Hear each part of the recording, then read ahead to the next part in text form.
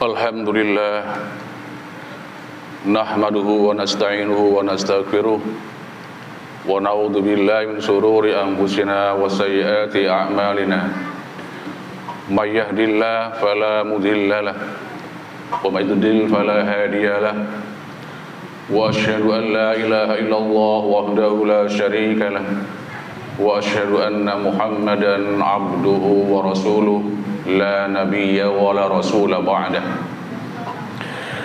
A'udzu billahi minasyaitonir rajim.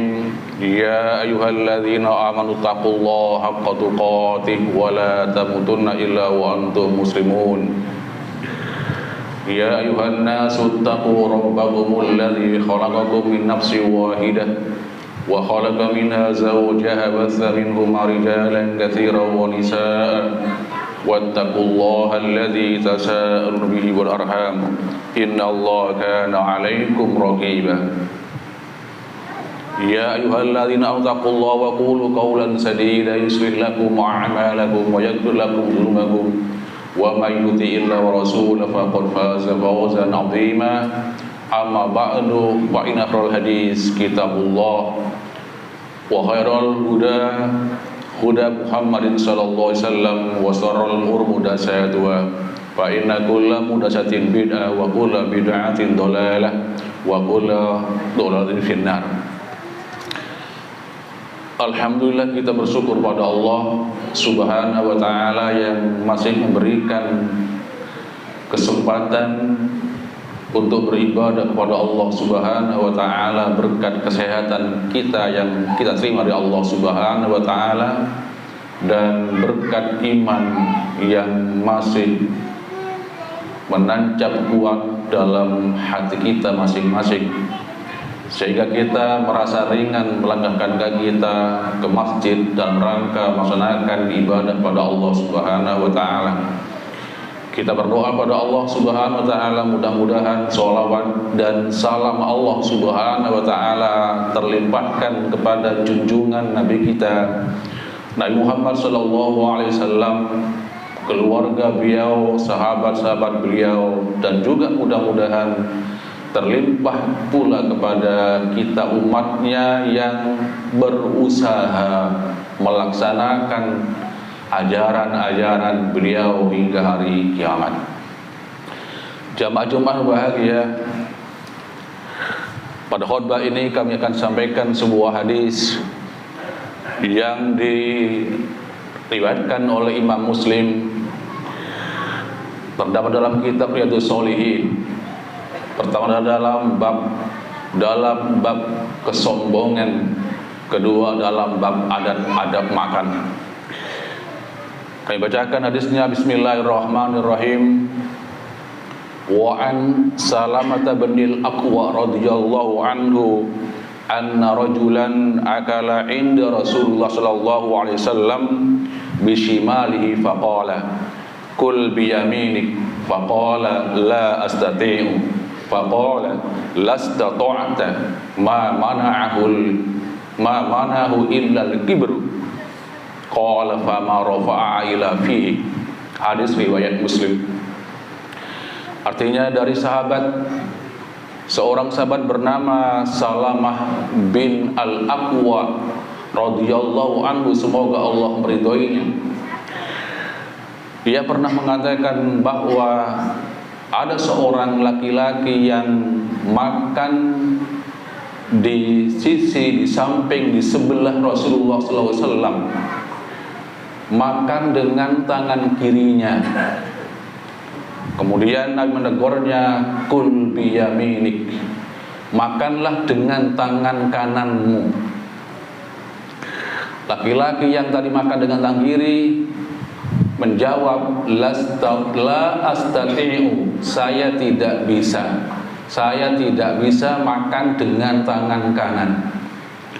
Nabi mengatakan, lastata'ta, engkau tidak akan bisa makan dengan tangan kananmu, seolah-olah mengatakan manter tak bisa ongku.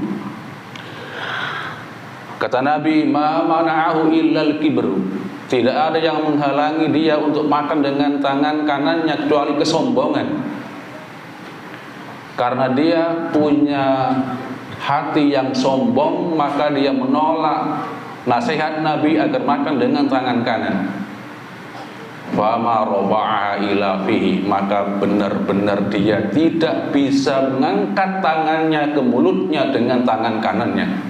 Hadis riwayat Muslim. Jawaban bahagia dari hadis ini kita bisa mengambil beberapa pelajaran. Pertama, bahwa makan dengan tangan kanan hukumnya adalah wajib, dan haram kita makan dengan tangan kiri, dan haram pula minum dengan tangan kiri. Sebagai seorang muslim, sebagai seorang yang mengaku umat Rasulullah SAW, maka hendaklah kita mengikuti perintah Nabi dalam hal makan ini. Jangan sekali-kali kita makan dengan tangan kiri, dan jangan sekali-kali minum dengan tangan kiri. Apalagi dikuatkan dengan hadis kata Nabi SAW, "Idza akala ahadukum falyakul biyaminihi, wa idza syariba falyasrab biyaminihi." Kalau seorang dari kalian makan, maka hendaklah ia makan dengan tangan kanannya, dan bila hendak minum, maka hendaklah minum dengan tangan kanannya.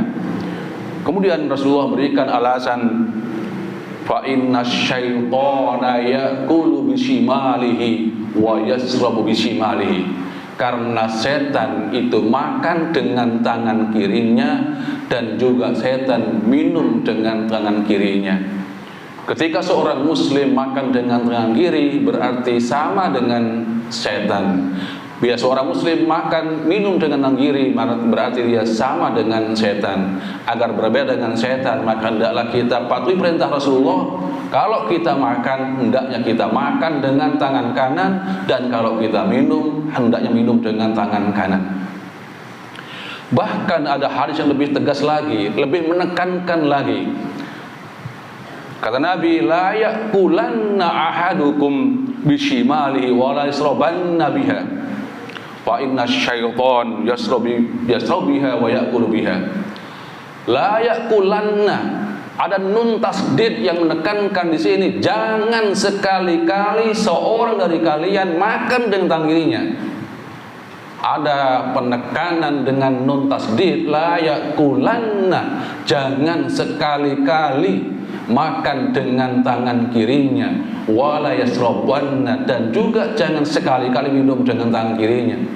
Kata Nabi, karena setan makan dengan tangan kiri dan juga dengan tangan kiri. Bahkan Imam Ahmad radhiyallahu anhu rahimahullah, Imam Ahmad rahimahullah menambahkan dalam riwayatnya, wala yu'tiyanna biha wala ya'khudanna biha. Bukan hanya dilarang dengan keras makan dengan tangan kiri, juga bukan hanya dilarang minum dengan tangan kiri, tapi juga dilarang keras memberi dengan tangan kiri, dan dilarang dengan keras menerima dengan tangan kiri. Kalau seorang suami berikan uang pada istrinya, maka hendaknya ia berikan dengan tangan kanannya. Juga seorang istri hendaknya nerima dengan tangan kanannya. Ini adab Islam, adab Rasulullah Sallallahu Alaihi Wasallam, adab kita. Kalau bukan kita yang mengerjakan, siapa lagi? Inilah yang pertama, bahwa hendaknya kita mengikuti adab Rasulullah, yakni kita makan dan minum, memberi, menerima dengan tangan kanan. Kemudian yang kedua, hendaknya kita hati-hati kalau berkata. Rasulullah pernah bersabda, kul khairon aw liyasmut, katakan yang baik atau diam. Sebuah pakar mengatakan bahwa diam itu bijaksana. Daripada kita omong yang jelek, lebih baik kita diam. Itu bijaksana. Tapi sedikit orang yang melaksanakan diam. Jawaban bahagia, di zaman jahiliyah, sebelum Islam datang, kalau ada kematian, orang-orang jahiliyah, masyarakat kafir jahiliyah itu mengatakan dengan perkataan yang tidak baik. Misalnya, celaka sudah, binasa sudah, atau ucapan-ucapan lain yang maknanya itu tidak menerima takdir Allah Subhanahu wa ta'ala. Nabi melarang mengatakan perkataan yang sifatnya jahiliyah. Ketika ada musibah, tobaslah. Ketika ada musibah, adalah. Ketika ada musibah, celakalah. Nabi kemudian berikan nasihat, Bismillahirrahmanirrahim, la tad'u ala anfusikum illa bi khairin. Jangan kalian berseru, jangan kalian berseru ketika ada musibah misalnya sekalipun, kecuali dengan ucapan yang baik. Maka Islam mengajarkan ketika ada musibah mengatakan innalillahi wa inna ilaihi raji'un. Kenapa kata Nabi? Kenapa kita harus mengatakan yang baik? Fa innal malaikata yu'minuna ma taqulun. Karena para malaikat itu mengaminkan semua yang kamu ucapkan.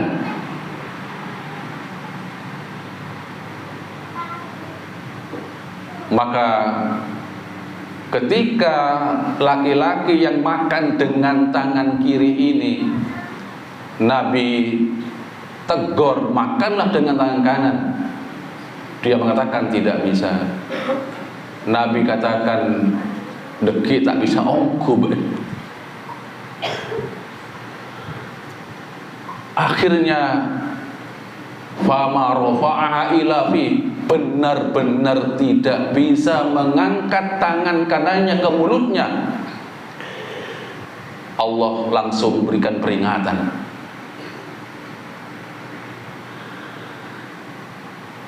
Jangan berbahagia.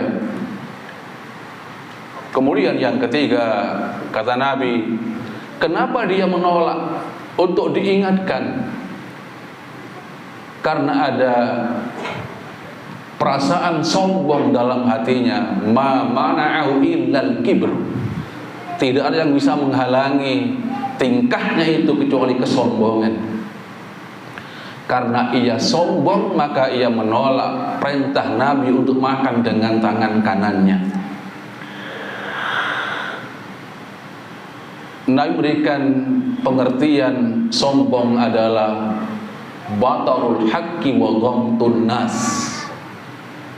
Sombong adalah menolak yang benar, kadang-kadang ditambah dengan menghina orang lain. Ketika iblis disuruh sujud oleh Allah Subhanahu wa ta'ala, iblis menolak untuk sujud pada Adam. Ketika Allah tanyakan, kenapa engkau iblis ketika aku suruh sujud tidak mau sujud? Padahal semua malaikat sujud pada Adam dalam rangka menghormati Adam. Bukan sujud ibadah, tapi sujud penghormatan. Ketika Allah tanyakan, kenapa kau iblis tidak mau sujud pada Adam? Iblis mengatakan, ana khairum minhu, khalaqtani min nar wa khalaqtahu min tin. Kata iblis pada Allah Subhanahu wa ta'ala, ya Allah, aku tidak sujud pada Adam karena aku khairum minhu. Ana khairum minhu, saya lebih baik daripada Adam. Iblis merasa lebih baik daripada Adam sehingga dia tidak mau sujud kepada Adam sebagai sebuah penghormatan. Sekaligus dia juga menolak perintah Allah Subhanahu wa ta'ala, menolak kebenaran. Maka iblis juga dikatakan aba wastakbara wa kana minal kafirin. Ia enggan sujud, ia sombong dan termasuk orang-orang kafir. Jangan berbahagia, laki-laki ini ketika Nabi ingatkan hendaknya makan dengan tangan kanan, tidak mau karena kesombongannya, maka Allah tegur langsung. Dia akhirnya tangannya benar-benar tidak bisa diangkat ke mulutnya. Demikian juga kalau kita lihat sejarah dalam Al-Quran, karena sombongnya iblis Allah usir dan Allah beri gelar Al-La'in, yakni yang terlaknat. Di samping diusir juga mendapat laknat dari Allah Subhanahu wa taala. Demikian juga Qabil, ketika diingatkan oleh Habil adiknya tidak mau diingatkan, sampai dia tega bunuh adiknya sendiri. Demikian juga Namrud, seorang penguasa kejam di zaman Ibrahim alaihissalam, diingatkan oleh Ibrahim tidak mau, akhirnya Allah binasakan. Demikian juga Fir'aun, seorang penguasa di zaman Nabi Musa alaihissalam, diingatkan oleh Musa tidak mau, akhirnya Allah tenggelamkan dalam lautan. Juga Qarun yang sangat kaya raya, diingatkan oleh masyarakatnya agar tidak sombong. Qarun tidak mau diingatkan, akhirnya Allah tenggelamkan semua hartanya. Demikian juga Abraha yang hendak merobohkan Ka'bah, diingatkan oleh berbagai peristiwa pemberontakan melawan Abraha, diingatkan oleh gajahnya sendiri yang tidak mau menuju Ka'bah. Berbagai pertempuran melawan Abraha dilakukan sebagai peringatan agar tidak menuju Ka'bah untuk menghancurkannya. Juga gajahnya sendiri mengingatkan Abraha agar tidak merobohkan Ka'bah. Abraha dengan sombong mengatakan, aku akan mengalahkan Tuhannya Ka'bah. Akhirnya dia hancur seperti daun yang dibakar ulat. Itulah buah kesombongan yang Allah berikan peringatan, Allah berikan azab. Mudah-mudahan Allah Subhanahu wa taala mengikis, memberikan taufik, memberikan hidayah, sehingga kita tidak termasuk orang yang sombong, yakni merasa lebih baik dari orang lain dan menolak kebenaran yang datang dari Allah Subhanahu wa taala. Aqulu wa jazallahu alaihi innahu wal ghafurur rahim.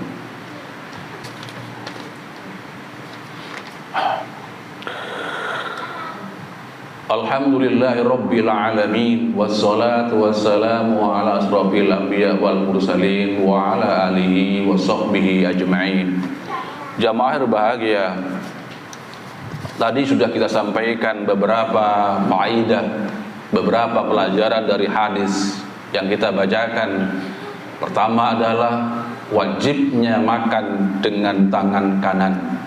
Berarti haram makan dengan tangan kiri, juga haram meminum dengan tangan kiri, haram memberi dengan tangan kiri, juga haram menerima dengan tangan yang kiri. Kemudian yang kedua adalah hendaknya kita berhati-hati ketika kita berbicara, karena malaikat mengatakan amin, semoga Allah mengabulkan ucapan yang kita ucapkan.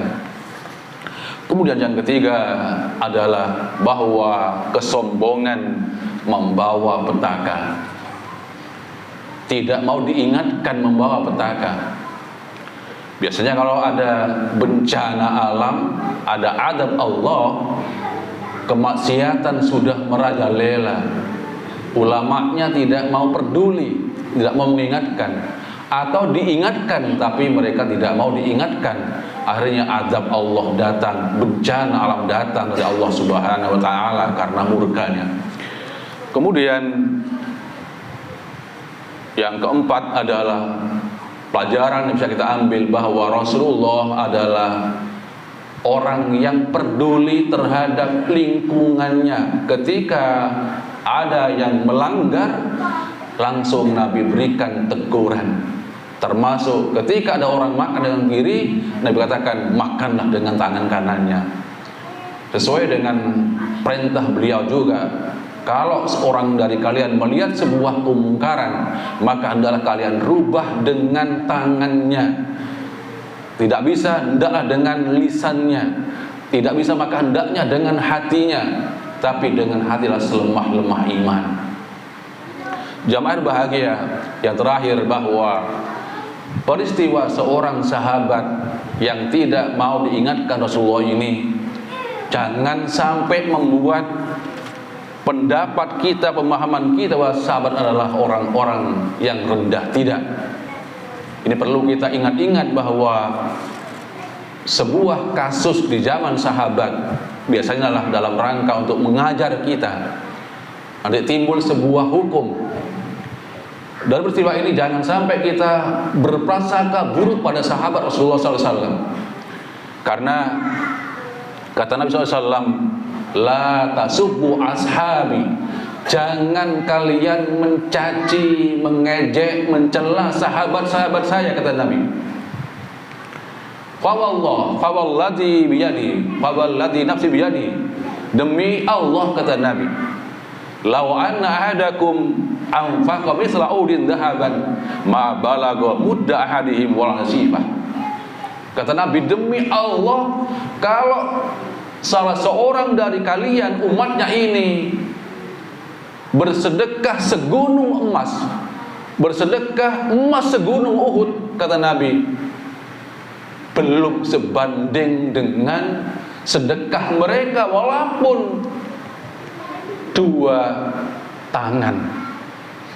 Bahkan kata Nabi, walaupun sepergem yang mereka infakkan masih lebih baik daripada segunung emas yang kita infakkan. Itulah sahabat Rasulullah SAW. Kita infak segunung emas belum sebanding dengan amal mereka, walaupun hanya segenggam yang mereka sedekahkan di jalan Allah Subhanahu wa Ta'ala. Kemudian kita juga punya adab ketika menyebut seorang sahabat, kita iringin kalimat radhiyallahu anhu, radhiyallahu anha, radhiyallahu anhuma, radhiyallahu anhum. Muawiyah radhiyallahu anhu, Aisyah radhiyallahu anha, para sahabat radhiyallahu anhu. Kita doakan mereka agar Allah ridho mereka, dan memang Allah sudah ridho pada mereka. Jangan bahagia. Kata Nabi lagi bahwa sebaik-baik generasi adalah generasi para sahabat. Maka berbagai peristiwa tentang sahabat, walaupun mereka bersalah, sudah Allah maafkan, Allah ridho pada mereka, juga mereka ridho pada Allah Subhanahu wa Ta'ala. Radhiyallahu anhum wa radu'an, Allah ridho pada semua sahabat, dan semua sahabat ridho pada Allah Subhanahu wa Ta'ala. Maka kita harus bersikap baik, husnudzon kepada semua sahabat, walaupun di antara mereka kadang-kadang melakukan sebuah kesalahan, tapi kebaikan mereka membuat Allah ridho. Jamaah berbahagia, marilah kita akhiri dengan berdoa pada Allah Subhanahu wa Ta'ala. Bismillahirrahmanirrahim. Allahumma salli ala Muhammadin wa ala alihi wa sahbihi ajma'in. Amin ya rabbal alamin. Allahumma ighfir lil muslimina wal muslimat wal mu'minin wal mu'minat al ahya minhum wal amwat. Ya Allah, ampunilah semua kaum muslimin, semua orang-orang yang beriman, baik yang masih hidup maupun yang sudah mati. Rabbana dhalamna anfusana wa illam taghfir lana wa tarhamna lanakunanna minal khasirin. Rabbana ighfir lana wa liwalidayna warhamhuma kama rabbayana shighar. Ya Allah, kami telah mendolimi diri kami. Kalau tidak Engkau ampuni kami, tidak Engkau rahmati kami, termasuk kami orang-orang yang rugi. Ya Allah, ampuni kami semuanya dan semua orang tua kami, ya Allah, sebagaimana mereka telah mendidik kami di waktu kami kecil. Ya Allah, ampunilah kami dan semua para sahabat, baik dari kalangan Muhajirin dan Ansor dan orang-orang setelah mereka, ya Allah, yang ikut mereka dengan cara yang baik. Rabbana atina fid dunya hasanah wa fil akhirati hasanah wa qina adzabannar walhamdulillahi rabbil alamin.